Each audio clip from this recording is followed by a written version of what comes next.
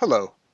In Doctor Who fandom, there is the concept of Behind the Sofa, a Doctor Who episode that is so scary for children that children watch it from behind the sofa so the Daleks or Monsters of the Week cannot see them. That is not the way that I grew up watching Doctor Who in the mid-1980s, for the simple reason that our sofa was flush up against the wall and there was no behind it. We had one small television upstairs on a cart in my parents' bedroom on the side wall. I would have to lie back against the side of the bed on the floor, watching, looking up, or in the basement where we had the larger 19-inch console TV. There was my father's easy chair, and I would either sit on the easy chair or I would be lying down on the floor in front of it, right in front of the TV, where my mother always said that the radiation on the TV would be bad for my eyes. You can see that my childhood was governed by a healthy fear of the manner in which I watched television. Of course, I didn't find Doctor Who all that frightening. I started watching at 11 years of age. There were a couple of moments in Doctor Who that did terrify me, though. Part 4 of Warriors of the Deep, the Sea Devil's eyes melting out due to hexachromite gas, and the following cliffhanger from Part 2 of Snakedance. We are coming up next month, as I record this, on Li Who. Every year that I've been to Li Who, with the exception of the one year that I missed, 2017, I have run a cliffhangers panel where I screen for the audience the greatest and some of the not so great cliffhangers in the entire history of Doctor Who, both classic series and new. Almost every year I run the following cliffhanger, and I explain to the audience how much it terrified me. I think the direction and the lighting effects on Tegan's eyes are so good that it doesn't really need a lot of explanation. I'm hesitant to play it since it does rely heavily on visuals, but to give you a taste of what's to come over the next hour or so, here is the audio of the cliffhanger to Part 2 of Snakedance, which so terrified me as a child, and, if I'm in the right mindset, still terrifies me today. You are no longer necessary. Look at me. No, please. What are you doing? Look at me. No! Look at me. I'm not going to harm you. Look at me. That's right. Look at me. Look at me.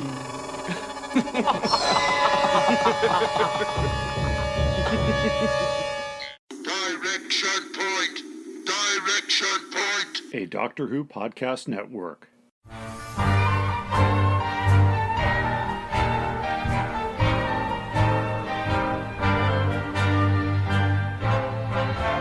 Well, hi everybody.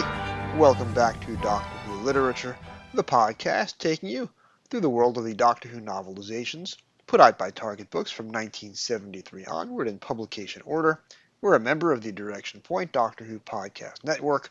My name is Jason, and I'm your host on this journey, this very long journey. This week, we are back to the Target novelizations after last week's bonus episode with Ian Potter, and this is the 9th of 10 straight published novelizations of Peter Davison TV stories. We are back in Season 20, and we are looking at the novelization of Snakedance. There are only 2 more Season 20 novelizations left to go after this one coming up very soon, and one coming up quite a bit far down the road from now. In terms of me, you can also hear me on the most recent, as I release this, episode of Gallifrey's Most Wanted, my conversation with Ross about the Dalek invasion of Earth. Ross and I have been recording a lot lately for our respective shows. I will be recording with him later on the same day that this episode is released for a future episode of Gallifrey's Most Wanted, and I have already recorded him for an upcoming episode of this podcast. I will be on the road for most of August 2023, so at this point, just about all of those episodes have been pre-recorded so they can be released on my regular weekly schedule. I also had a recent episode of Trap 1. I moderated a terrific panel on the audiobook adaptation of The Making of Doctor Who, both the 1972 and 1976 Malcolm Hulke and Terrance Dicks non-fiction target books on how to create a television series, most specifically Doctor Who. And some elements of Terrance Dicks' Doctor Who Monsters book is also mixed in on that audiobook adaptation. And that was me and Denise and Conrad and Cy, all great friends of this program as well. I will post links to both of those episodes in the show notes. And as this episode is released, I will be recording a Trap 1 episode the very next day covering one of the new 2023 Target branded novelizations. And I will certainly promote that episode on Doctor Who literature after it is released as well. This week, pinch hitting for me is the great Jim Sangster, one of my producers, logo designer, music coordinator, and general all-around champ. We have a very free-form and wide-ranging discussion coming up. We're going to talk about some of the classic Hollywood movies. We're going to talk about Superman. We're going to talk about accents. You're going to hear some great voices out of the past. And I was talking to Jim about my fascination with the late American broadcaster Howard Cosell. When the time comes, you will hear Jim do, with almost no lead time and prep time whatsoever, and entirely of his own volition, he surprised me with a terrific Howard Cosell sketch, which I will insert at the appropriate point in the conversation that follows after the break. After my conversation with Jim, my review of the novelization of Snakedance itself. So, since there's not much news in the world of Doctor Who this week, let's get to it. They all say, who is Doctor Who? This is Tim Trelaw. This is David J. Howe. I'm Peter Purvis. I am Sadie Miller. This is Lauren Cornelius. Larry, it's Fraser. For all things in the Doctor Who collecting world and beyond, the Doctor Who Collectors Podcast. I'm Larry Van Mersbergen, your host, and I've been collecting for 42 years. You're listening to Doctor Who Literature on the Direction Point Podcast Network. Keep turning the pages. And here he is. Welcome back, our correspondent in the field in London, the Laurence Olivier to my Danny Kaye. Jim Sangster, welcome back. I'm in my garden, silly. Hello. I always trying to think of a little quote to start off with and say hello, and I was really struggling because there's so much great dialogue in Snakedance, but not a lot of it is sort of snappy and quotable and able to put on a t-shirt, so that was the only one I could think of. It's an incredible script, and it's very witty, but it's not big on one-liners for sure. Like the 6 Faces of Delusion is a big setup. It's totally worth it when you get there, but it's a long setup. Yeah. Maybe it just said, "Get out! Go on, get out!" That'll do. But maybe it needs the context to go with it. Yeah. Your Janet Fielding impression, however, is a lot more on point than mine will ever be. I have a few friends in Australia who are going, "Oh, he's doing it again. He's pretending he can do the accent. Stop it." I tried to do it on a recording a while back because I was reading out a Tegan dialogue passage from one of the novelizations, and I tried to do an on-the-spot, unrehearsed, spontaneous Janet Fielding Australian accent. Could not do it. Stopped the recording, re-recorded it. It was even worse. I said, "Fine, that's it. That's my best effort. I'm not doing it ever again." on our friends on Tony's podcast talking about Target books, I did do a little bit of an Australian routine recently, just because of the thing of Tegan addressing someone as sport and explaining it's a shorthand for British readers to go, "She's Australian," because of the whole thing of Australians answering their own questions, like, "What's your favourite boy's name, Bruce? What's your favourite girl's name, Sheila? What's your favourite pastime sport? What's your favourite JCB, digger?" So it's something that in the 80s, loads of different comedians would be doing, and as a child of the 80s, I've been carrying on ever since. So, but not today, not anymore. Yeah, I do not have your improvisational or ability with accents. The stuff that you have been the songs you've been recording for my show are incredible. Listen to them over and over again. And we have Thank you another very much. one coming up I won't say which episode, but we have one coming up very soon, shortly after your Arc of Infinity ballad. With multiple bad accents in that one. You can play the game of guess the accent because none of them is a real one, but they're all to present a flavour of the type of song it is. So hopefully, also it's the first one I've done that wasn't just a straight pastiche. It's a proper it's in a style, but it's original lyrics, and it's probably the only one of that I'm really going to do. Oh no, there's one other. That is very heavily a pastiche. Ignore me. Yeah. Anyway. Little taste of things to come. See, my native accent is such a caricature in and of itself that I really can't do anything else. I've lived away from New York for long stretches of my life, and I've picked up some mannerisms from other states that I've lived in. However, it's hard to get rid of the Brooklyn. So you had mentioned to me a while back you were watching a documentary, an old documentary where Isaac Asimov was interviewed. And based on his name, you were expecting him to have a Russian accent. And immediately you messaged me and said, you said he sounded like me. Oh, yes. I was really surprised because I just thought, I know you'd said that there were like family connections and that, but that really threw me. It's a bit like when I used to work for the BBC Archives and we got these recordings of H.G. Wells. And I'd seen the interview with the young lad who played H.G. Wells in Time Lash, and he said, we don't know what he talked like, so I just did my own version of it. And here's this recording of H.G. Wells, and you might think, what would a great literary god like H.G. Wells sound like?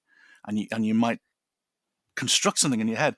And then when you get this very light, high-pitched South London accent saying, I foresee a time when in the future... And you go, no, that's not the voice I was expecting to hear. It's... Mr. Wells, have you any solution for the very unhappy state of affairs that is facing the world today? It seems to me that many things besides the pound are threatened with collapse. The financial credit system is not working today. We have increased the productivity of our economic organization so greatly that a smaller and smaller proportion of people can produce everything that we need. So I love that. Whenever you delve into the archives, which, being of a certain age and a certain temperament, we all do nowadays. I think most of our time is looking backwards as much as forwards. And then when you discover something that you imagine is a familiar voice because you've read loads of their stuff, and then you hear their actual voice. And sometimes it's a disappointment, and sometimes it's just I wasn't expecting that. It's the same with Walt Whitman. I've not heard his voice directly, but Walt Whitman, being a native New Yorker, wrote about Brooklyn and its ample hills in the 19th century. Walt Whitman, on audio recording, supposedly has a very, very thick, old school Brooklyn accent of the same type that was used effortlessly by Daniel Day-Lewis for the film Gangs of New York. So when you're reading the poetry of Walt Whitman, you're not expecting to hear that old, thick, classic, totally stereotypical Brooklyn accent, but that is what Walt Whitman would have walked around speaking during his daily life.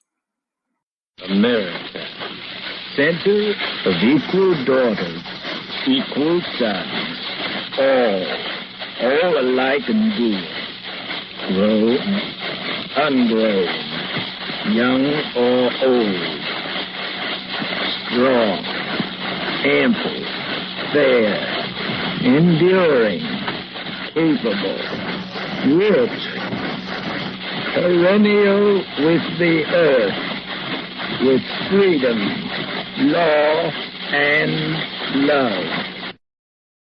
I was thinking of, like, with Walt Whitman, there's a famous letter from Bram Stoker. He wrote this gushing love letter to Walt Whitman.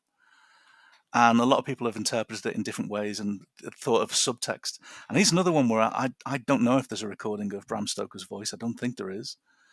It stands to reason there would be. But given when he lived definitely in the middle of the audio. Not only that, but one of the plot points in Dracula is cutting edge audio recording technology. Yeah. But I don't know whether any recordings have survived. I've not heard one.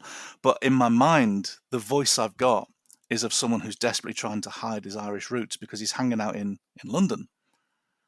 And even though I've still got flat vowels from the north, I did that when I moved to London. I had to learn a more neutral accent than my native Liverpool. When I got into a taxi, I never got into a taxi with a northern accent. It was always South London. So, when I turned left at the Lido, straight out onto the cinema, a little bit more approximating a South London accent because I wanted to assimilate and didn't want to be charged like a tourist. I have been accused of sounding like the Big Finish interpretation of Frobisher, and I've also been accused of sounding like Joe Pesci, which there's been a very disturbing video making the rounds on Twitter, or I guess X as we're supposed to call it now, because Sinead O'Connor passed away a couple of days ago, I should say, and she had notoriety in the States because she appeared on Saturday Night Live in New York. I was away in college. This is the early 90s, and she had torn up a picture of Pope John Paul II. Joe Pesci hosted SNL the following week, and as part of his monologue, we don't know if Joe Pesci wrote the monologue himself or if Lorne Michael wrote it and had Joe Pesci perform it. But Joe Pesci then goes on SNL and threatens physical harm, saying, "If I had been the host last week, I would have given her such a smack." And it's disturbing, and it's causing this massive reevaluation of who Joe Pesci is because he was willing to go out there and threaten physical violence upon a young female artist. And this is 30 years ago now, and the clip has been forgotten until this week when it's been brought back to light. Really disturbing, really, really, really upsetting. I mean, I loved Sinead O'Connor. Really, genuinely got very upset when her death was announced. And it's difficult because Joe Pesci's an actor. He's famous for playing these certain roles. I've seen him in a few parts where he's not playing that role, but very few. He's usually the angry, an angry terrier trying to nip at someone's heels, and then peppering it with the sort of language that I would use in real life, but not on a podcast. I'd be interested to hear what his response is now. I'd love to hear what his, if he would ever give a response to that now, because maybe they were getting pressure to put out a statement, and that was their way of doing it, is getting an actor who's famous for playing that role to respond in that way. But that's unfortunate. It's like the internet to not jump on a cause and ignore context and just leap on their own assumptions, is it? So, Lorne Michael is famous for throwing performers under the bus. He did it to Ashley Simpson when Ashley Simpson lip synced a piece on SNL.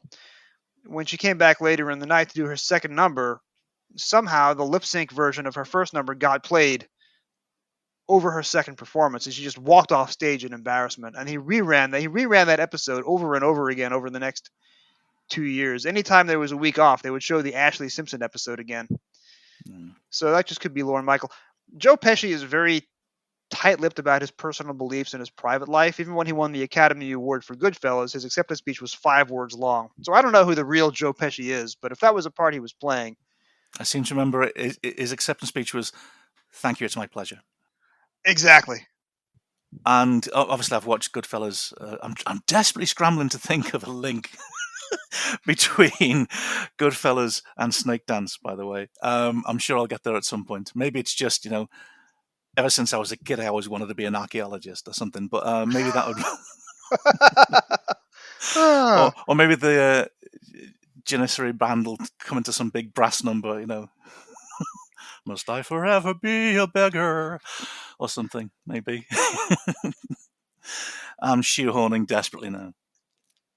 Ray Liotta would have done a very good Ambrose. He had been in the Sopranos movie, The Many Saints of Newark, shortly before he passed away, Ray Liotta. A lot of crossover between Goodfellas and The Sopranos. So it was basically a casting pool. Anybody who was in Goodfellas appeared on The Sopranos at some point. That whole, the whole casting thing where you see an actor and you go, you're responding to a scene that's in The Godfather 3 with another actor who was in a scene with an actor who was in The Godfather 3. And it all gets very sort of meta, doesn't it? The Godfather 3 has a literal Doctor Who connection in that John Abineri plays a British banker who has one line of dialogue. The problem is when Coppola recut The Godfather Part 3 during the pandemic and turned it into The Godfather Coda, he deleted John Abineri's one line. Toby Haydock is in mourning as I'm sitting there. I'm sure he is. I've just thought of the connection there then. So obviously Godfather 3, Tegan spends the whole thing going, just when I thought I was out, they pull me back in. No. Okay. So anyway, the cover for Snakedance is lovely, isn't it? It's interesting because we have just finished a run of purely photographic covers going back to book 70. This is book 83, but it comes out of sequence, so it's really book 84. Doing a book almost every month. That's basically 18 months of our lives that is only photographic covers. And now we have Andrew Skilleter back. Now Andrew Skilleter had done the art for the 5 Doctors, but that's not a full cover painting. That's 5 little sketches. This is his first full cover painting for a Davison story, and this begins a run of 2 books where Peter Davison's photo cutout is popping out of the logo to bridge the transition between the photographic covers and then the season 21 books, which are all full cover Andrew Skilleter paintings. I love this look. I love the fact that Peter Davison is popping out of the logo. It only happens 2 books in a row. This is the first of the 2. So this is a great cover, I think, because you mix a really great painting with Peter Davison's photograph. I just think, from a design point of view, if you're going to do that, I mean, they did that with Tom Baker's face on at least one book. Actually, was it Robot? The illustration of the original cover of Robot, where they got Tom Baker's face in the O. It was a painting of Tom Baker's face inside the O. That was one of these 70s covers. Now I'm growing up in the 80s; those covers were no longer available, so I've never seen it in the wild. Yeah, only photographs.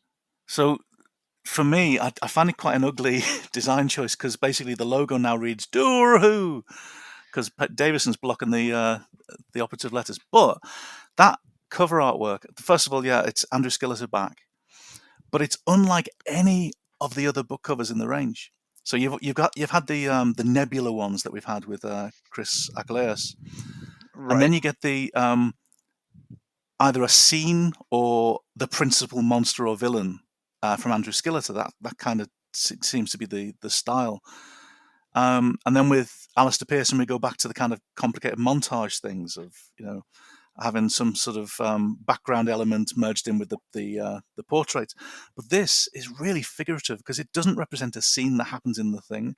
It doesn't show us anything that we actually see in the story. It doesn't even conceptualize it, but what it does is it kind of sums it up as like, here's a coiled snake, and here's something that could be a gem, because they talk about a gem in the story, but obviously it's a faceted gem rather than a polished one. But it could also be the planet. So it's hugely metaphorical, and coming from all those, not just that they're photographic, but they're really badly chosen photographic covers. Each of them has got a picture that you can look at it now and go, I know of 10 other photos you could have chosen that are more dramatic and show it off, but you've chosen to pick the one where Peter Davison looks really, really bored on a beige background. But this one really leaps out. I mean, really leaps out. So good. It is an unusual fact of the target range, and it's one of the reasons why I do what I do on this podcast, but so much discussion of the targets is solely related to the cover art and not what is underneath. So if you mention Modern Undead to a target collector, they're not going to talk about Peter Grimwade, they're not going to talk about Keith Shand, they're not going to talk about Wagner, they're not going to talk about the witty prose. All they're going to say is, oh, the cover is rubbish.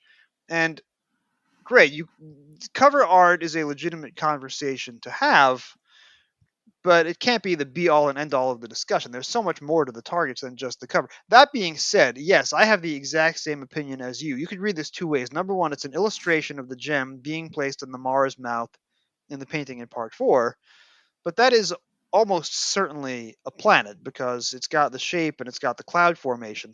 So that would not be a typical polished gem. It could even be a crystal ball, couldn't it? Could be. So it's doing a lot of work on that cover.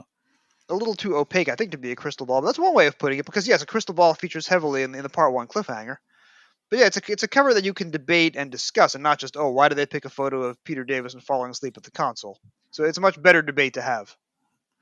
I mean, I just wonder what picture of Davison they'd have. I mean, would they pick the one of him rubbing his temples and trying to focus, or would they just find something from a rehearsal moment where he looks completely unengaged? And probably that, if they were doing a photographic cover for this. I'm so grateful they didn't, though. And I do like the photo of Peter Davison wearing his season 19 hat. That's the Peter Davison that I am most fond of. That hat. So that's the other thing, isn't it? I think you'll find that's the wrong Peter Davison from the wrong season. So yeah, it's wrong all together. I think you'll find. If he had been wearing the sweater that he was wearing from the Awakening onward, that certainly would have set the cat amongst the pigeons. That would have been great.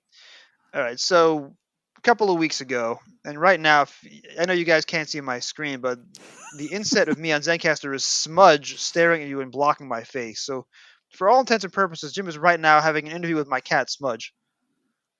It's going well.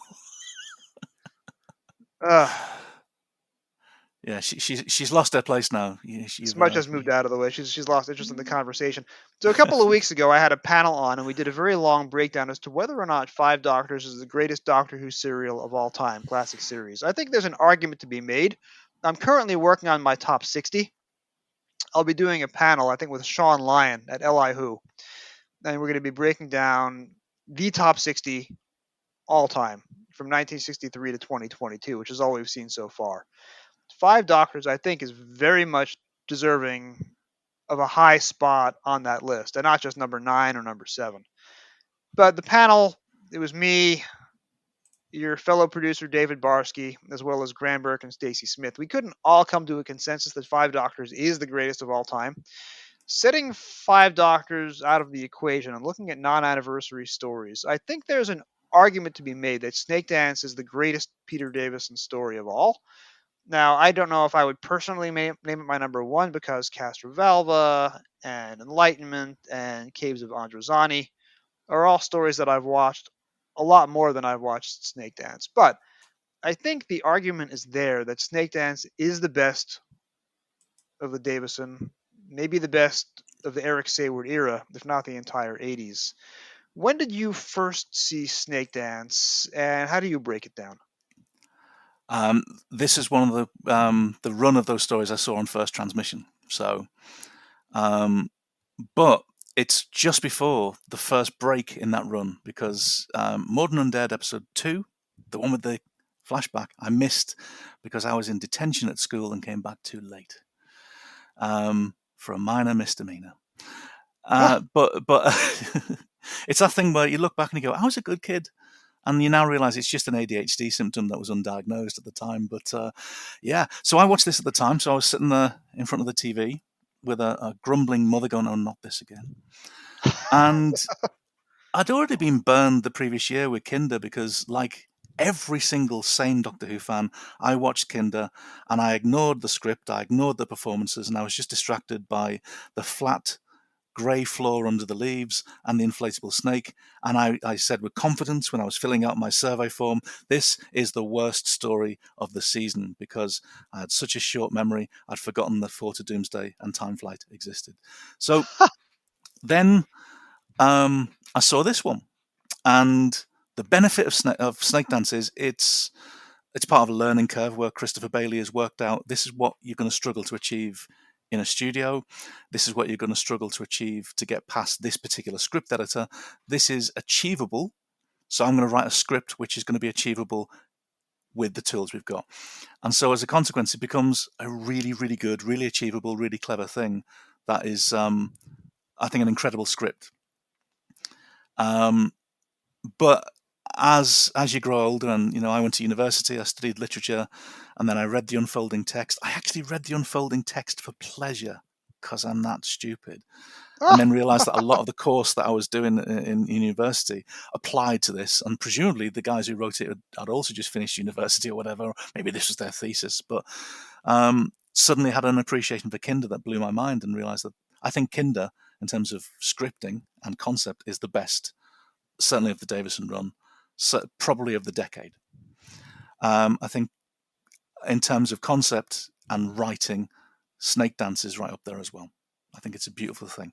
Obviously, there are then concessions because of it's made in a production, it's made in a studio. It's run through Eric Sayward with his obsession to cut down any scene to half its length. regardless of whether that's appropriate or not. And then when we come to the book, it's run through Terrance Dicks, who we love Terrance Dicks. We love how efficient he is, but he turns it into a very literal story. So he tells us what is and what is happening. And occasionally gives us a little bit of doubt by going, oh, it was perceived this way, or the doctor saw it this way, or whatever. But generally, I mean, especially with Kinder, he pretty much tells us this is literally what's happening all the way through, rather than we're in a dreamscape, we're in something which is a little bit less traditional. Certainly on TV, I think it's ambiguous whether or not Dugdale can hear or see the vision that Tegan is seeing in the mirror. I think Terrance's approach makes it a lot more, yeah, that's what's happening. Even though you get to think of, oh, well done, that's a ventriloquism act or whatever. I think in the book, it feels like Dugdale has seen the whole performance and is really impressed. But on TV, I'm not so sure whether what Tegan sees is ever what someone else would see in the same room, unless they've also been possessed. Which I love. I love the fact that it's kind of, is this a special effect? Is it a metaphor, or is it actually happening? Doctor Who has character types. If you break down most 4-part stories or 6-part stories, you're going to see the same types of character over and over again. You're going to see the white-haired base commander who possibly has mental health issues that get triggered as the story goes on. You have your charismatic Ralph Watson type who shows up and gives a bang-up performance for 10 minutes and then is killed halfway through part 1. You have a low-level actor who plays the fourth man on the left on the base crew and is killed off in the end of part 2 at the cliffhanger. And in the case of Power of Kroll, the character is literally named for his death screen. Harg! You have the beautiful but efficient woman who is sometimes a good guy, like in Seeds of Death, and is sometimes a bad guy, like in Robot. You have the sniveling, weaselly sidekick, usually played by Alec Linstead or usually played by Milton Johns. Snakedance, because you have a theater writer who's not particularly in with television tropes, does not give us any of those stock character types, with the possible exception of Chella, the reluctant ally. The characters that you get in Snakedance are not like any other characters that you see throughout Doctor Who. So, can you break down for us? You have Lon, you have Ambril, you have Dugdale, who's a unique character in the show, you have Lady Tana. These are fascinating types for me. It's one of the reasons why I come back to Snakedance as an adult, and it's why I think it's got a good claim to being one of the best 80s scripts. You know, the example I'd use is the way that the characters are used for exposition. I think it's astoundingly well written for that. Just as an example, there's I'm not going to name names because that would be cruel, but there's a comic book show on Disney Plus at the moment, and it's all about conspiracy theories. And it's a perfect example of someone who's read that book by Robert McKee about how to write a script and not really understanding what he meant. So there's like a scene between two men in a pub, and one asks the other if he knows, do you know how difficult my job is? Because I'm black. And the other character goes, yes, I do know how difficult your job is because I'm black as well. And then the first man says, well, I'm going to fire you now. And then the second man walks out angry. And the only thing we've learned from this scene is that the first man thinks he has the power over the second man. And as an audience, we don't think he does. But we've also learned that the author of this scene thinks he's been really clever in acknowledging, you know, that thing, the woke word. He's acknowledging racial tensions, and he's acknowledging that it's a hard world and all this. But really what he's doing is he's showing off, look at me, look what I've done. And he's really visible in the script. This particular show, I'm not going to name it. It's a terribly written show. It's got loads of scenes with loads of characters who walk in, they have a conversation, explain things they already know, and then there's a dramatic flip at the end because that's what you have to do. That's what Robert McKee says you have to do with every scene. So in Snakedance, it begins with a mother telling her bored son that he should take an interest in the cultural history of their planet. And we might find this familiar because It's what parents do, isn't it? It's kids always resent the opportunity for more school. So we're kind of on the son's side straight away, even if he's an absolute brat. But she's hired a local historian to help educate the son, and she talks enthusiastically about the historian's predecessor. So we learn in this conversation that the mother has a passing interest in history, or at least an awareness that she should know more about it, largely because of the skills of the old historian who we've not met yet, even though he's the old man who we saw in the first scene. And we then meet the new historian, and he fails to get the interest of the son, and the mother's saddled with him, and she can barely hide a yawn when he's talking. And it's obvious that the historian has lost his audience. I know the irony of me saying this in the middle of a podcast where I'm waffling on, but so it's not that the mother doesn't like history. We learn that Ambril is just really bad at his job. And we learn that he's bad at his job by the way that the characters react to him. He's full of self-importance, and meanwhile, through the plot developments, the son discovers more about the planet's culture than the historian could possibly know, because unlike the historian, he has the benefit of knowing that the legends are true. And Christopher Bailey achieves all of this through really natural feeling conversations, just characters coming in, having a conversation. They're not saying something, oh, as you know, because you know the history, this is what we're going to be doing today. There are two characters, and one knows slightly more than the other, but they both don't know the full picture. They meet another character who thinks he knows the full picture, but really doesn't. And as a consequence, they ask loads of questions or pose loads of questions that the show's going to answer. And all the way through it, Christopher Bailey's invisible. You never get the sense of an author going, look how clever I'm being here, because he crafts characters who feel like they actually live. Even though it then gets pushed through the prism of Eric Saywood, who I don't think has those skills at all, but never mind. New York City, as I'm sure you're aware, is not one geographic location. New York City is an archipelago. So the 5 boroughs are spread across 3 different islands and the mainland. But there are also numerous smaller islands that surround us. So you have Governor's Island, you have City Island, you have North Brother Island, which is rather famous for macabre reasons. You also have Rikers Island, which has been a long-running prison, may be soon dismantled and decommissioned. I'll let other people discuss that. But you also have Roosevelt Island, which is a tiny, narrow spit of land in the East River directly between Manhattan and Queens. You can see it in the Daleks Take Manhattan, as the Dalek is interrogating Diagoras high atop the Empire State Building. It's night, and there's this gorgeous photographic plate of New York City at night lit up, having this really remarkable conversation where Dalek is listening to Diagoras talk about why New York is such an amazing city, and it literally changes the plot because they decide to recruit him to become the first human Dalek because they like the cut of his jib. However, they used the wrong photographic plate. Roosevelt Island in 1931, 1932 would not have had that many buildings on it, and it wasn't called Roosevelt Island back then. It was called Welfare Island.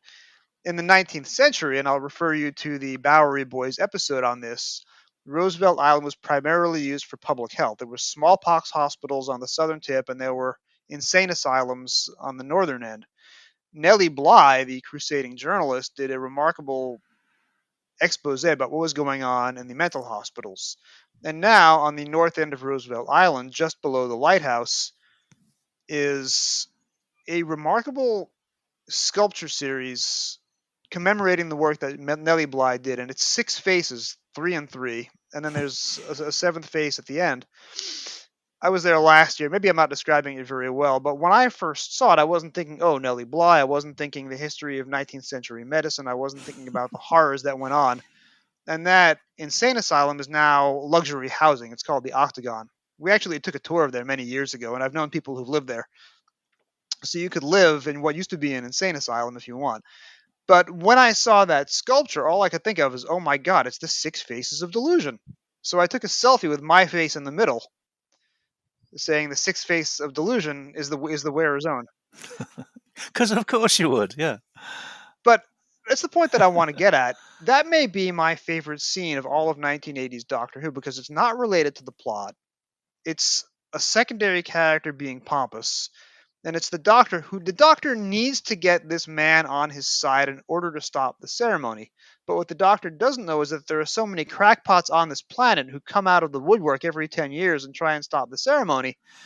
The doctor doesn't have any innate credibility with this guy. He has one chance to get Ambril on his side, and instead he humiliates Ambril in front of the Federator's wife and Ambril's assistant. So the scene is not related to the plot per se, but it's a great character moment, and I just love the moment. And when I see this real life sculpture that commemorates a very important bit of New York history, all I can think of is Snakedance.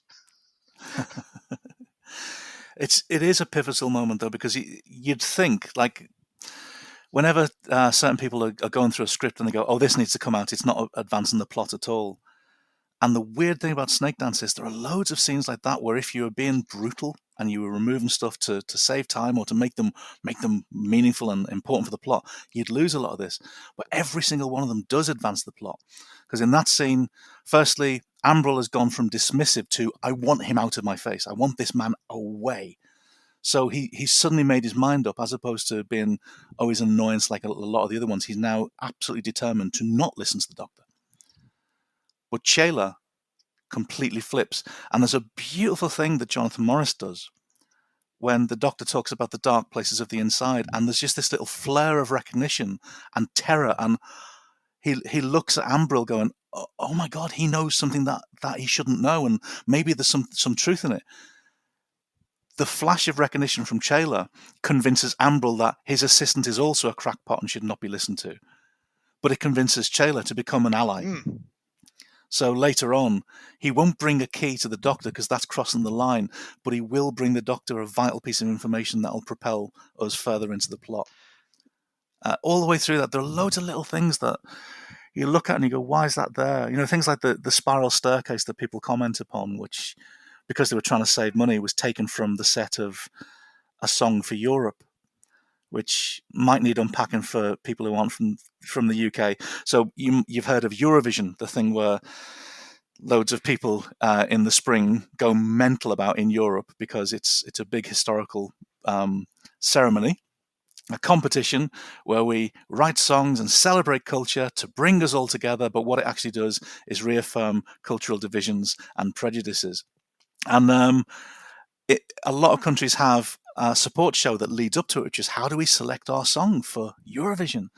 In Sweden, they've got Melody Festivalen, which is bigger than American Idol. It's just this huge, couple of months long running campaign where they just keep eliminating song after song after song and then bringing some back for a second chance. And then they pick the first song that we all liked in the first place, and that becomes the one that represents them at Eurovision. In the UK, we occasionally have a selection process where the public votes for it. And the Song for Europe, this is a long-winded way of saying the thing in the background, which they've got from another production, which is created for a completely different concept, not even for a drama. It was created for the selection show, for some nice dressing in the background of the set, is a spiral staircase, which looks like the coiled snake that Lon was holding in the statue. And by sheer beautiful coincidence, we've got this beautiful metaphor in the back of the set of the coiled staircase. We've also got the snake on Lon's ear to reinforce this. We've got the shimmering little curtains outside the soothsayer's tent, which look like scales. All the way along, there are these little details, and it's one of those beautiful moments where everyone's pulling in the same direction. Absolutely love it.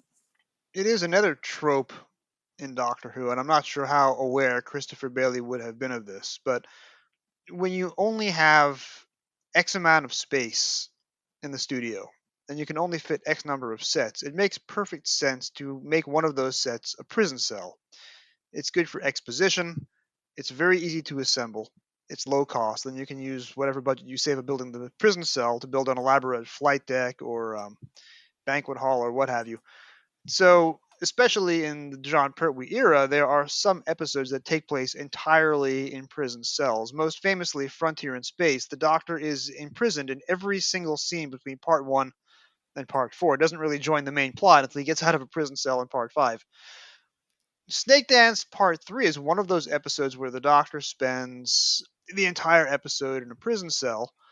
But number one, it's interesting retroactively because it kind of resembles one of the sets that Anthony Hopkins was kept prisoner on in Jonathan Demme's Silence of the Lambs. And also, as you say, interesting things happen inside of that prison set because Chella brings the Doctor a diary, which helps unlock the plot, and then Nyssa gets to play jailbreak. So, is this Christopher Bailey riffing on the Doctor Who trend to have Part 3 be the exposition episode set in a prison cell? Or is he using this in some novel and creative, deconstructive way? Very possibly.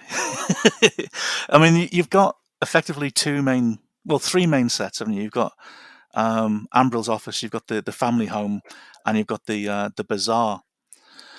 And then, of course, you've got the cave system and the TARDIS and the prison.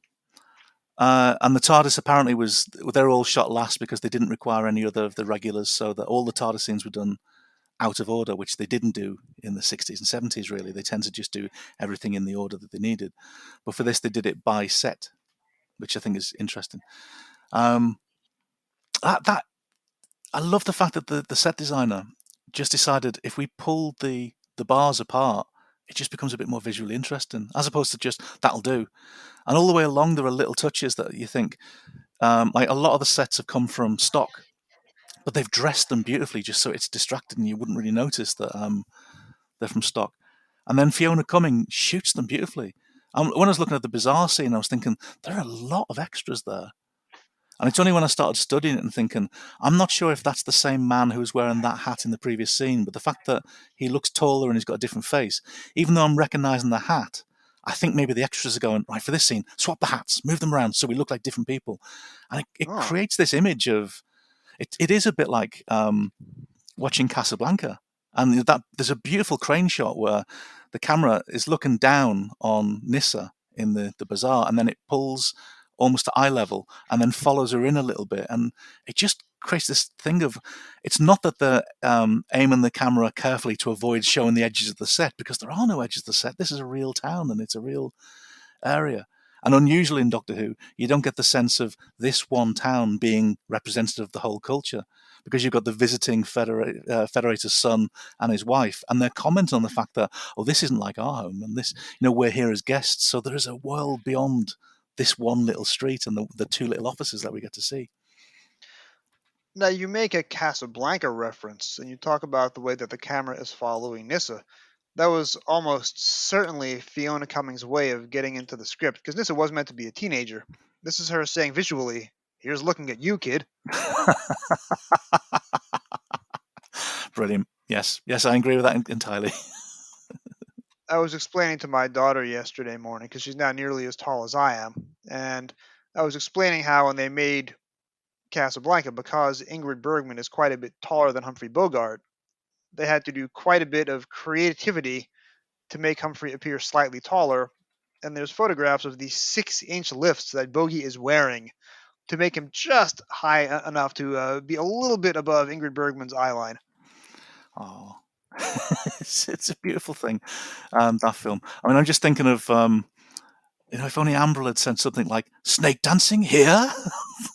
I'm shocked. I'm shocked, I tell you. Casablanca is one of the absolute greatest movies ever made. And getting in a baseball connection, very well-known baseball general manager, Theo Epstein. Theo Epstein has been the general manager of the Red Sox and the Chicago Cubs, and he was able to break decades-long World Series title droughts for both of those teams. His grandfather was one of the two Epstein brothers who wrote Casablanca. I wish I understood most of the words you just said. It just went a bit Charlie Brown's teacher to me because he talked about baseball, but I'm sure it was good. I'm just being cheeky. Don't worry. I have that effect on people when I talk about maybe baseball. At the end, what we really needed is for Ambryle and Dojin to walk off with one of them saying, "This could be the beginning of a beautiful friendship." There's room there for a Casablanca Snakedance edit. There certainly is. And I think it wouldn't struggle to make it happen. It is very, very similar. This is what you do when the Mara is having the big mind's eye placed in the Mara's mouth. everybody in the cave links arms and starts singing the Marseillaise, and that's their way of resisting the Mara's mind control, and it works. Or when, they're trying to say, "Oh, how do we get the mind's eye? You must remember this." And now we can do a 10-minute riff on Karina Longworth's podcast. You must remember this. Won't you? Join us, won't you, as we mash up Snakedance like Casablanca. Yeah, it's funny thinking. I'm just diverting back to the topic as quickly as I possibly can, because otherwise I'll be here all day. Thinking about the cast, and I mentioned Jonathan Morris. You've got a really good cast, but when what year is this? This is the end of January '83, isn't it? Yes. So I'm by the end of this, I'm about a week away from turning 12 years old.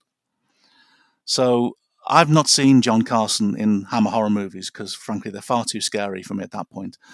But later on, older viewers might know him from the Hammer movies like Plague of the Zombies and Taste the Blood of Dracula. But something I'm watching right now is the 1980 BBC adaptation of the story of Oppenheimer. Ah. I've just finished episode 5, and they've just done their first test explosion, and it's quite terrifying. And one of the guest stars is Milton Johns, funnily enough. But the narrator of the entire show is John Carson. Huh. Now, my parents had a very liberal view of, as long as it's appropriate, they'll let me watch anything. So I did actually watch Oppenheimer in 1980. So even though I wouldn't have known it, I would have had an experience of John Carson. I knew Sam Waterston as a consequence of that show before I saw him in anything else. But for me, obviously, Martin Clunes wasn't famous. This is his first TV. He went on to become hugely famous, largely thanks to sitcoms like No Place Like Home with William Gaunt, and then obviously Men Behaving Badly. Yes. And just to consider continuing the theme that we often resort to, Men Behaving Badly, which had a US version as well. Correct. Yeah. Not nearly as long-running or prolific or beloved, but there was a US version of Men Behaving Badly. Yeah, and then now this is very, very shaky. So if this turns out not to be true, blame the people who told me, who worked adjacent to the BBC drama department in 2003 to 2005. Apparently, Mal Young's list of actors who he thought would be a good Doctor Who for the revival included Martin Clunes. And among the young prospective actresses who were interviewed was S Club 7's Rachel Stevens. So in a parallel universe, there could have been, now on BBC One, Martin Clunes and Rachel Stevens star in Doctor Who. Just imagine that. It's funny how you talk about actors' names and how they have different meanings in different cultures. When I saw the name John Carson in the credits, and I would have been 11 or 12 when I first saw Snakedance, that has a very different meaning in the United States because Johnny Carson was the king of late-night television for a little more than 30 years, first in New York on The Tonight Show and then brought it to Los Angeles. And in the 70s and 80s, everything in American households stopped at 11:30 so the parents could watch at least the first half hour of The Tonight Show, Johnny Carson's monologue on the news, and then the first one or two guests, and then there was usually a comedian or a musical guest in the last act, hour-long show.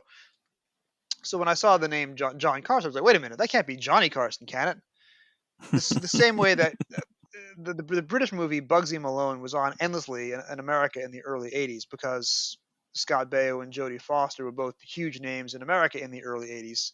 Scott Baio is now a big name on Twitter for all the wrong reasons, but the piano player in Bugsy Malone is played by a young man named Michael Jackson. So I'm like, wait a minute, is that the Michael Jackson? And of course it's not. It's just the same, a very common name. But it's one of those things where you watch the credits of a British show and you get the entirely wrong idea as to what's going on because you're looking at it from the American perspective. Although I will say when I saw Shakespeare in Love in the theaters, I was probably the only one who immediately recognized Martin. Who's like, oh, it's him. It's Lon. Because he does have a great face. It's that weird thing with... it's been lost, really, the idea of a character actor or someone who's got a character face. Like Hilary Sester, who plays the fortune teller. You wouldn't get a face like that on TV anymore. And it's a real shame because she does the part beautifully. But I'm not going to really delve into that, but there's a certain aesthetic that people have stopped casting for. Now, nowadays for a bit part, you wouldn't get an actress that interesting to look at, I think, unless they were doing some sort of prosthetic or it was someone famous in a wig. Weirdly, though, as I say, because I was nearly 12 years old when this went out, the only member of the cast I recognised, apart from the regulars, was Jonathan Morris. So for me, he was the star. He was the guest star. And does he only come in episode 2? Is that his first scene in episode 2? Yes, I I'm think. pretty sure you're correct. He's quite late into it anyway. Because he'd been in the BBC adaptation of Beau Geste, which had been out about a year or two before. And it was directed, I didn't know this at the time because I didn't know directors' names. It was directed by Douglas Camfield. And obviously that's the story of the French Foreign Legion, that thing. And considering that Douglas Camfield made a lot of his 1970s Doctor Who's on videotape, on location, and he wanted to do a story about the French Foreign Legion. This is another one of those, tonight on BBC One, a parallel dimension episode of Doctor Who. It's Douglas Camfield's French Foreign Legion story, the Red Fort or whatever he would have called it. So I recently watched the old adaptation of Beau Geste, and I was watching it going, this is a bit like what it would have been like if Douglas Camfield had done this, but it stars Jonathan Morris. Well, Sam Waterston, you mentioned from the BBC Oppenheimer, I'm going to be seeing, as soon as this recording is over, I'm running out to my Oppenheimer screening on Friday afternoon in Manhattan. So you have a Manhattan project lined up, have you? Well, that's actually not the bad pun you think it is, because it's literally called the Manhattan Project because it was headquartered in Manhattan. And in fact, the federal agency that oversaw the Manhattan Project is still in Manhattan today. So it wasn't just called that because it was named after a cocktail.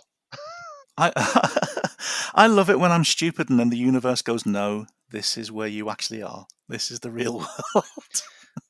Bodily dragging this conversation back to Oppenheimer before we drag it back to Snakedance. Sam Waterston, when I was a very scared young lawyer, barely out of law school, barely 24 years old, and I had to appear in court before judges who were in their late 60s, very intimidating, I realized that my own voice wasn't going to cut it, especially being a New Yorker with a thick New York accent in the Midwest, where, I basically sounded like I was doing a bad Joe Pesci impersonation all the time. I needed other voices to model myself on, to give myself a crutch for security and a sense of confidence in court. So I latched upon the American sportscaster Howard Cosell, whose voice you could probably imitate. I'm sure it's penetrated the UK enough that you probably know what Howard Cosell sounds like. It's a very distinct staccato style of speaking. Welcome back to the sacred caves on Manusa. Round 2 of the Battle of the Century. The reigning champion of the universe, Australia's Tegan Jovanka, and her gargantuan challenger from Ireland, a behemoth called O'Mara. O'Mara rises to the challenge, a 7-foot tower of strength, while Jovanka is a shell of my former self, beset by fear. But wait, this is incredible! Down goes O'Mara! Down goes O'Mara! I'm not sure there's anything left. The lightweight champion is as poised as she can be, the victor at last. And with that final stage, let's tell it like it is. O'Mara is defeated, vanquished to the dark places of the inside. Here on Manusa, it's hard to tell what might happen next. They may live happily ever after. Then again, they may not. Next up on the Doctor Who Literature Podcast, we have the Round the Solar System Yacht Race. This is Howard Cosell. We'll be right back. Because I was watching, at that point on cable, there was the Classic Sports Network, which was showing a lot of Howard Cosell stuff from the 1970s, from Monday Night Football and the Olympics and boxing and baseball, all over the place. But I also linked upon Sam Waterston, who was playing the lead district attorney, the lead prosecutor in the original American version of Law and Order, which later becomes Chris Chibnall's Law and Order UK, starring Peter Davison and Freema Agyeman. Many of the episodes of which were based on original American Law and Order scripts starring Sam Waterston. But he also has a very distinctive way of speaking, and he is now our foremost Abraham Lincoln actor impersonator. So I used Sam Waterston's voice a lot in my young career to get me going. And I don't have to do it anymore because I now have my own voice. But Sam Waterston, I owe a lot of my professional career to sounding like Sam Waterston. So the fact that he plays Oppenheimer is just fascinating to me. I'm gonna have to track that down. It's great 'cause it's a lot of actors who are British, and you can tell. There's a children's art program done by a fellow called Tony Hart, and in the 80s it was called Take Heart, and in the 80s they decided that what Tony Hart really needed was a plasticine sidekick called Morph, and an in-studio buffoon who just fall about and ruin everything by putting his foot into a bucket. And he's played by one of the actors who's one of the lesser-known characters in here, and his name has just gone out of my head. But it's quite distracting when I think his name might actually be Bennett. But the character's name is Mr. Bennett, and I'm watching this drama, and then suddenly they're saying, "Oh, have you got any ideas for this bomb we're going to do?" And I'm going, "That's Mr. Bennett off Take Heart." Oh no, it's completely ruined. I can't take this seriously at all now. Luckily, he's only in it a very, very little bit. I think it was the wedding of River Song at the beginning when time goes haywire, and they brought in one of the American co-hosts of a show called The View, Meredith Vieira, to be on Doctor Who for a 30-second voice cameo. I think while we're thinking of actors, there's two that I want to jump into. One, obviously, Brian Miller as Dugdale. Yes. So, I mean, the elephant in the room is who he was married to at the time. You know, I mean, he was married to until Elizabeth Sladen's death. And in the Doctor Who world, obviously he's got a small role in Sarah Jane Adventures episode, but he's also in Peter Capaldi's first episode, Deep Breath. He's the tramp whose coat gets stolen.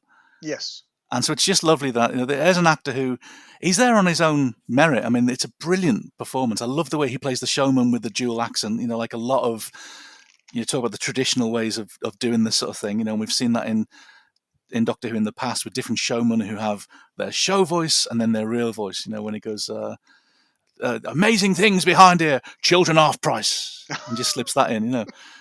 But for British viewers of a certain age, when I was watching the DVD the other night, and I noticed on the production subtitles, they make a point of saying Lon's bodyguard is played by Bob Mills.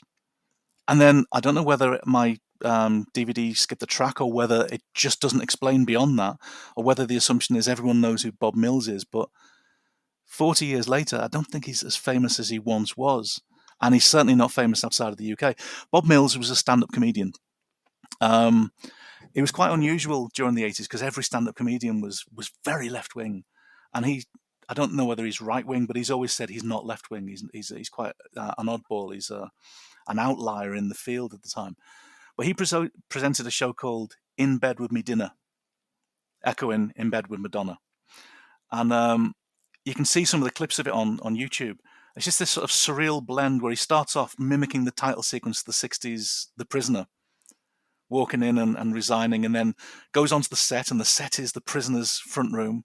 And then he just does these monologues of basically lies of, oh yeah, my career's been going in this way, and I've got this publisher doing that. And he just tells really surreal jokes and sews them all together under a pretend narrative of this is his life. And it's a fascinating thing to see. He was on a lot of TV especially in the 90s. He presented, game shows, and he was a panelist on different game shows, but he's just there, quite visible as Lon's bodyguard, and he's the one who seizes the Doctor and gets him into a wrestle lock, So I just want to point him out and give him a shout out because I was a fan of his many years later when he became a comedian. So that's not a name that I would know, although I did recognize when the Kinda DVD came out and they revealed that Johnny Lee Miller plays one of the young Kinda children. Obviously, he's become a much bigger name in the States for the past couple of decades.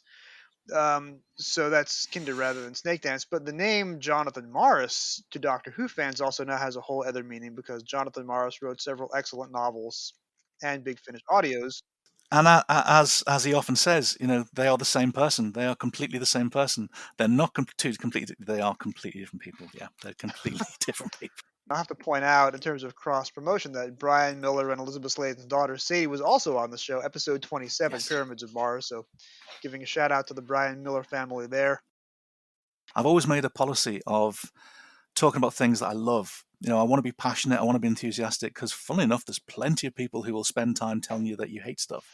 So, this is probably the story that we've picked to discuss that in novel form I like the least.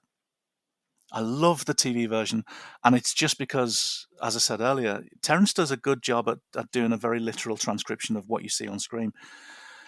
But I really wish that Christopher Bailey could be persuaded to do the novelization again, like Target have been doing in recent years.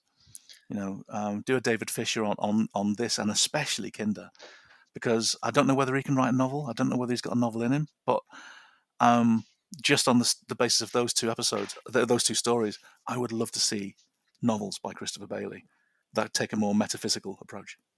There are things that I like about Terrance's novelization, and I'll break them down on the audio essay in a few minutes, although it's going to be much shorter than my usual. There's some chapter titles that I think are very good. There are some points where Terrance is commenting on the budgeting and the studio production that I think are very apt and clever. And he also takes a lot of deleted scenes from part 4 and reinserts them into the text.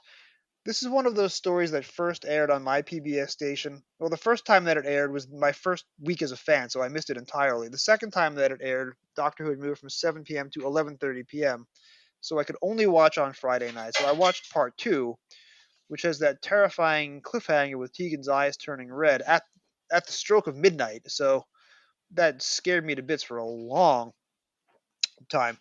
But I saw Snakedance in its entirety much later in my fandom, so I was only familiar with it via the book for the longest time. And I preferred the book to the Kinder book, so I'll have some good things to say about the novelization, but you're right, it is not very fruitful ground for discussion. It's not one of Terrance's best. It's definitely one of his more run-of-the-mill efforts. And now that I've said that, I am positive that next week James Courier Smith is going to do a Substack about why this is the most clever novelization of all time, because he always finds the things that I miss. It's let's hope he does, because I'd love to read that. I love it when someone can show you another way of looking at it, going, oh, it's not what you thought. I mean, I try that as best as I can, but James is exceptionally clever and a lot more well-read than I am, so I'd love him to do that. See, he's going in the order in which he watched the stories, and I'm going in the order in which the books come out. So there's a lot of overlap. So he is often doing an essay that comes out a week or two after my episode, and he completely explodes something that I said. So I probably should just put the show on pause for a month and wait to catch up with him. And then they'll find another way of undermining you as well. Yeah, it'd be all right. It's funny you mentioned the the red eye effect, because obviously we've just found out that the season 20 Blu-ray is on the horizon anyway. And I was watching the trailer for that and seeing that they're boasting there's going to be new special effects for Snakedance. Yes. And a bit like with Kinder, I'm thinking, really? Because that's one story that, with the exception of one specific scene, does not need new special effects. The special effects are part of the, very much part of the time. They reflect the pop music of the time. I mean, it's often been said that Doctor Who is as much influenced by Top of the Pops as it is any other drama. But that one snake bothers me because they've gone through Kinder and they know that they're building to this thing where they've got a physical manifestation of a giant snake, and so they built an inflatable prop. And then for the DVDs, they do a really good CGI snake. It's one of the very few special edition or improved special effects that I think actually improves on the original. But for Snakedance, you've got the knowledge that they're going to be needing this snake at the end of the show. And they know that they can't do a realistic snake. But so they don't slow down the recording, they record the snake separately and do it as an insert, a video insert. And it's a prop. So they've got this prop in the corner of the set, and they're going to be doing it as a video insert and putting it in later. But on the DVD, Fiona Cummings said, "Oh, we had real snakes and we were filming these snakes." And in fact, there was one shot of a snake that I filmed, and then I realized I didn't need it because it wasn't serving the story. And I'm sitting there watching this documentary thinking, you had access to real snakes, and you know that you're going to be doing the manifestation of the Mara at the end as a video insert, a special effect that you're going to overlay. Why aren't you using a real snake? What are the laws? What are the animal protection laws that mean that you can film a snake if it's curled around the twig, and you can probably, for a documentary, film a snake attacking the camera or whatever, but you're still so wedded to the idea that you need a prop snake. And it's one of the only things that I think that is a misstep in the whole production, really. But again, as with Kinder, people don't really talk about how wonderful the video effects are. They talk about the one effect that doesn't work. So I don't know whether a CGI snake's going to fix that one scene for Snakedance, because the rest of it is so good. Hopefully it will be as good as the one we see in the Kinder DVD. But it still makes me think, why couldn't they have just used an actual snake? I like the part 1 cliffhanger effect where the snake leaps out of the shattering crystal ball, but that, I suppose, probably has room for a more contemporary look. I prefer the original effects. I prefer to watch the show as it was, in terms of give me a look. I want to know what it was like in 1983. I don't want to see a modern day interpretation of the same effect. And I don't really understand I mean, I get, like, if the snake is the one thing that is failing Kinder, then, which I think it is, then I understand the desire to fix it. And they do something which it feels quite sensitive to the time. It looks really good, but they don't replace every single effect. So you've got the Blu-rays of season 22, and you've got Varos and Carful with video effect or video shot model effects. They haven't even put a film effect on it. So this is when my little fan brain goes, okay, if you're going to do these effects, fine. If you're going to update them, fine, but do it across the board. But doing new effects for Earthshock, it doesn't need them. The model effects are gorgeous. Doing new effects for Enlightenment is baffling, because you're replacing model effects that are quite convincing and do the job. And your brain often sees model effects and goes, okay, I know it's not real, but that's a good model effect. And then you move on. You know, when you see the Dalek City in the first Dalek story, you're not sitting there going, oh, it's only a model and therefore I'm completely out of the story. You're looking at it going, actually, that model is quite good because it's got loads of different layers to it. It's really intricate. And this tells us that this city was not built by the beings who live beneath it. And, you know, it informs you. But replacing it with CGI, it's a lot less forgiving when you get to the uncanny valley, because you start going, it's unconvincing CGI, therefore it's not real, therefore I'm taken out of the moment. The special effects for the Enlightenment DVD were terrible, and I just didn't see the point of them. And then you watch the special edition 20 years later, and those special effects and CGIs have aged equally badly. So at that point, they need to be re-replaced, like is happening with the Five Doctors. So I just prefer to stick with the originals whenever I can. I'm sure that the new Five Doctors. I mean, I'll watch the Five Doctors for any excuse, and that'll be a lovely excuse to watch it. But again, there's not a single effect in the Five Doctors that I think it looks bad. I think that the rotating prism looks straight out of Superman 2. It looks gorgeous. Mm-hmm. And it's never been bettered. It's just different. You know, the big Mr. Whippy floating ice cream thing was interesting, but it didn't add anything to it. And the new one, I think, is a bit literal. It's a bit like let's build a capsule. So, but we'll see. We'll see. I will approach it with an open mind, and hopefully we'll be able to have an excuse to rewatch Snakedance just for something in the last 5 minutes. I'll just say in defense of the Phantom Zone effect from Richard Donner's Superman, you say Superman 2, the same Phantom Zone effect is seen as Superman the original, because they were shot back to back simultaneously until Richard Donner was fired and they replaced him with Richard Lester, who turned Superman 2 into a slapstick comedy, as if the Beatles were in it. But who is one of the background faces of the Kryptonian judges sentencing General Zod and his accomplices to the Phantom Zone, but one William Russell? The very first time that I would have seen William Russell in anything was Superman on the big screen in December 1978. So that was my original introduction to the world of Doctor Who right there. And he doesn't have any dialogue, does he? He's one of the voices who says, guilty. So he only has that. Okay. His enormous face is projected on the screen behind Marlon Brando, and when I'm 5 years old, those enormous heads saying guilty scared me as much as Tegan's eyes of the Snakedance clip. But that is William Russell. This council has no hesitation in proclaiming you all guilty. Guilty. Guilty. Guilty. I'd never thought of that because between that and The Great Escape, so William Russell's in The Great Escape as well. One of the last surviving cast members. And I think he doesn't have any dialogue. I think it was all cut. Or if he does, it's only like supportive, like yes and no and stuff like that. No, he has a very good line when James Coburn is bringing his steamer trunk into the tunnel to escape. William Russell's character says, "What do you have in there? A piano or something like that?" It's a funny, witty line. It's a small part, but he does have recognizable dialogue.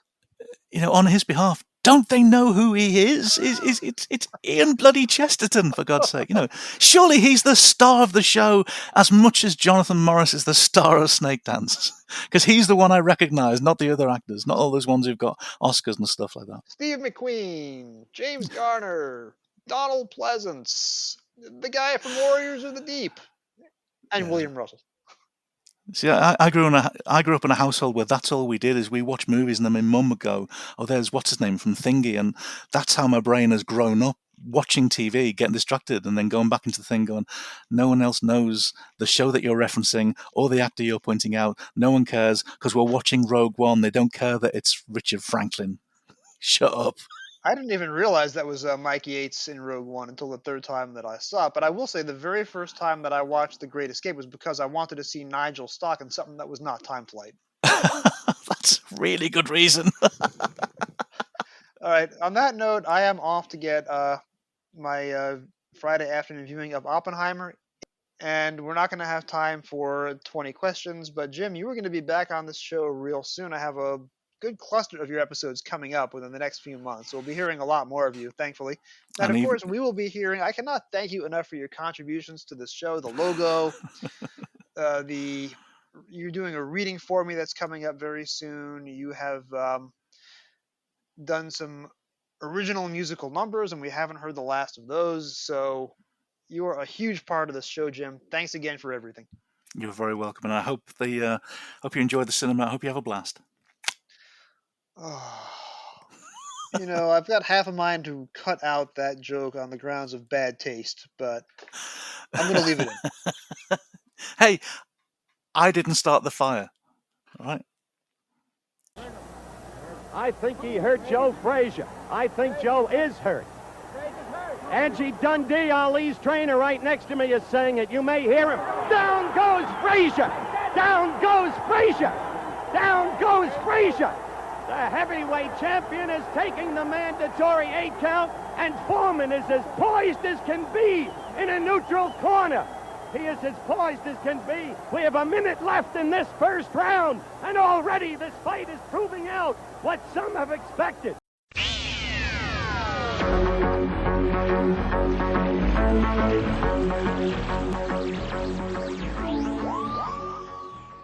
Doctor Who, Snakedance by Terrance Dicks, televised as Snakedance, teleplay by Christopher Bailey, televised in January 1983, paperback release date May 3rd, 1984, target book number 83, cover artist Andrew Skilleter. The TARDIS arrives on the planet Manussa, much to the Doctor's surprise because Tegan has mysteriously set the coordinates. But Tegan, once again a member of the TARDIS crew, is not her own boss. An unsuspecting medium for the sinister Mara, she enables the evil exile to return to his home planet. On Manussa, the 10-yearly celebration of the Mara's banishment is about to take place. Only the Doctor realizes that this could in fact mark the spectacular revival of a reign of terror, but no one will heed his warning. Similar to his novelization of Kinda, episode 83 of this podcast, Terrance Dicks' work adapting Snakedance, a layered, challenging script about the Mara, seems to be punching under its weight. Terrance writes in his usual short, punchy sentences, describing the action and characters with extreme economy, but Bailey's work always seems to be crying out for more experimental prose, more internal thought processes, more history, and more backstory. The only time Terrance ever seems to be aiming for the literary with this adaptation is the title of Chapter 6, Dinner with Ambril, which is rather close to the early 80s art house film My Dinner with Andre, absent any allusions to The Little Prince or The Black Forest, or Wallace Shawn's witty voiceovers. The life of a playwright is tough. It's not easy, as some people seem to think. You work hard writing plays, and nobody puts them on. You take up other lines of work to try to make a living. I became an actor, and people don't hire you. So you just spend your days doing the errands of your trade. Today, I'd had to be up by 10 in the morning. And bearing in mind that both of my parents were New York City public school teachers living in suburbia, they were already 2 hours into the school day and 5 hours into their day by 10 in the morning. That line gave them no end of amusement. However, looking at Snakedance, even for a slim book, lacking extra insights into the script, it's fun to see what Terrance does in adding tricks from his own novelization toolbox to Christopher Bailey's more elegant story. Terrance never misses an opportunity to comment on or gently lampoon an obvious plot device. When the TARDIS lands off course on Manussa, and just about every episode of Season 20 involves the TARDIS being drawn off course or otherwise attacked, Nyssa, quote, felt no great surprise. In her experience, the TARDIS was very seldom where it was supposed to be. And after describing the Doctor's customary outfit, Terrance uses an uncharacteristic segue to show off Nyssa's new TV duds. At the moment, quote, it wasn't the Doctor's appearance, but Nyssa's own which concerned her, and contrasts that with Davison's characteristic TV impatience. Quote, the effect of the new outfit was both colorful and striking, but it didn't make the slightest impression on him. Ha! Peter Davison, by the way, will do exactly that sort of acting in Enlightenment later in TV's Season 20. Later in the book, Nyssa knows she has to look for the missing Doctor in captivity because she could assume that he was, quote, A, in trouble, and B, probably locked up. Once we get to Manussa, Terrance has as much enjoyment as he can with the TV characters, who are much more lively and lived in Snakedance than in many other stories of the era, or at least that was the argument I made to Jim earlier in the program.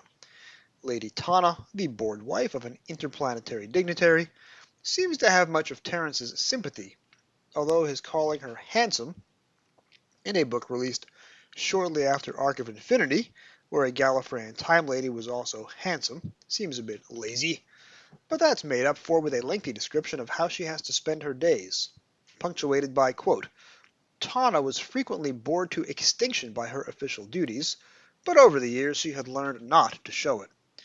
Or by being told that, even after falling on the floor, she still, quote, managed to look dignified.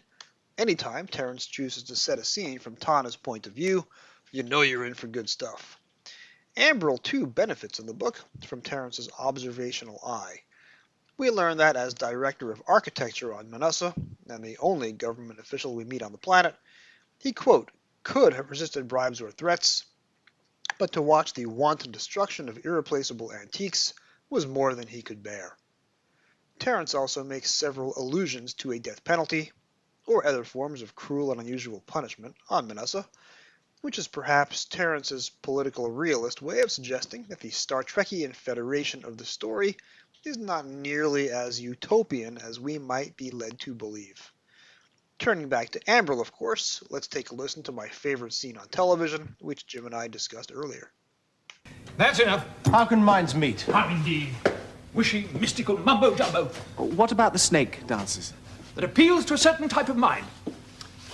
Primitive, lazy, uneducated minds. Even my assistant here isn't immune. You'll find that the legend becomes more and more vague the closer it approaches anything resembling any factual detail. Now, take this as an example. It dates from the Middle Sumerian era, and unusually is mentioned quite specifically in the legend. Well, there can be no doubt. The references to the 6 faces of delusion. Now, count. 1, 2, 3, 4, 5. You will observe there are 5 faces, not 6 as the legend would have it. Now, my point is this. I do find it quite extraordinarily difficult to take seriously a legend that cannot even count accurately. Of course, artistically speaking, it's an entirely different matter. The piece is exquisite. An undoubted masterpiece. What is it? Headdress. Try it on. What? Try it on. Certainly not. Whatever for? Please, I want to show you something. Then I'll go and leave you in peace. Very well. Now, count the faces again. Do as he says. 1, 2, 3, 4, 5. And 1 makes 6. The 6th face of delusion is the wearer's own. That was probably the idea, don't you think? Get out! Run! Get out! Terrance in the rest of the book shows off his usual flair for words and his criminally underrated ability to describe a good action scene. Here, in the aftermath of a fistfight, he says the room, quote, seemed full of a sprawling pile of bodies. He's also expert at taking a tight budget and explaining why, say, in the universe of Doctor Who, prisoners have to be held captive in a corridor or a security kitchen. Quote, Ambrel's work was his life, and he spent most of his waking hours in his office. At the far end of the room was a dining area and a table upon which a servant was laying dinner. Only, on a TV budget in 1982 when this was shot, would a government official host a dinner party in his office, but Terrance makes it seem like a conscious choice by the character rather than an improbable budget saver. That's a pretty remarkable feat for one short sentence. Terrance also has a particular skill at inventing mini cliffhanger moments to end chapters. Unlike Eric Sayward, who in The Visitation used more literary styles, and unlike John Lucarotti, who we're going to meet in a few more weeks on Doctor Who literature, and who will end chapters more similar to Sayward, ending chapters at offbeat moments with sarcastic reaction shots, Terrance is more of a page-turner, creating a moment of tension where there was none on TV. So chapter 1 ends with, quote, the battle for Tegan's mind was about to begin, while chapter 2 ends, only by finding and confronting the Mara once again could the Doctor free Tegan's mind from the evil within. Okay, that's the exact same ending for chapter 2 as chapter 1, but it's more interesting than the corresponding TV shot of 3 actors approaching a painted styrofoam cave mouth. One thing missing from the book is the rest of part 4. We know from the DVD release, with its production notes, hello James Courier Smith, and its deleted scenes, that part 4 was scripted to run a lot longer than it did, and that much material had to be cut for television. Terrance restores a few cut lines to the manuscript in the last 3 chapters, and adds a few paragraphs on to the final televised scene, which ends so abruptly on the edit, but the DVD contains an additional final scene, really an extended 3-minute edit, showing us that Dugdale survives. It's left kind of ambiguous in the book, with a delightfully awkward ceremony honoring the Doctor and Nyssa, while a recovered Lon and Ambrel both try to apologize to the Doctor while still saving face, and with Peter Davison getting one last moment of charm in the final shot. I can see why this was cut from TV, both for time and pacing, but it would have made a wonderful epilogue to the book, especially with Terrance getting to have more fun explaining both Lon's and Ambrel's conflicted mindsets during that ceremony. So Snakedance in the end is a competent book, with Terrance's usual expert technical skills as a writer of children's fiction, but this is strictly run-of-the-mill product for him. We never did get our definitive Doctor Who novel about the Mara, but this is not a bad way to spend 120 pages. Next time, on Doctor Who literature, well, it's taken us long enough to get here. Book 85, the first Target book with a female author to date, and the first Doctor Who story scripted by a female writer in season 20. We have a very special guest on next week, an expert in feminist studies, and somebody who is going to break down the script for us and explain to us which lines appear to have actually been written by Barbara Clegg and which lines appear to have been grafted on by Eric Sayward. She is a first-time guest on Doctor Who literature. She is a first-time watcher of classic Doctor Who. She is, of course, my daughter Callie, 13 years old. Next week, joining us on Doctor Who literature to discuss the novelization of enlightenment. Thank you for joining me on another episode of the Doctor Who Literature Podcast. This podcast is produced by David Barsky, Jim Sangster, and yours truly. This week's episode was written and edited by me. Our logo was designed by Jim Sangster, who is also my special guest this week. This podcast can be found on most of your podcast apps of choice. You can find all past episodes at podcasters.spotify.com/pod/show/Doctor Who Lit. It really helps if you rate 5 stars and subscribe. You can find me on Twitter, or as Musk is calling it now for some reason, X, at Doctor Who Novels. That's Dr. Who Novels. And also on Mastodon, Dr. Who Novels at mastodon.social. And on email at Doctor Who Literature, that's drwholiterature@gmail.com. Please drop me a line with your comments, questions, and suggestions. Thank you for listening, and whatever you do, keep turning the pages.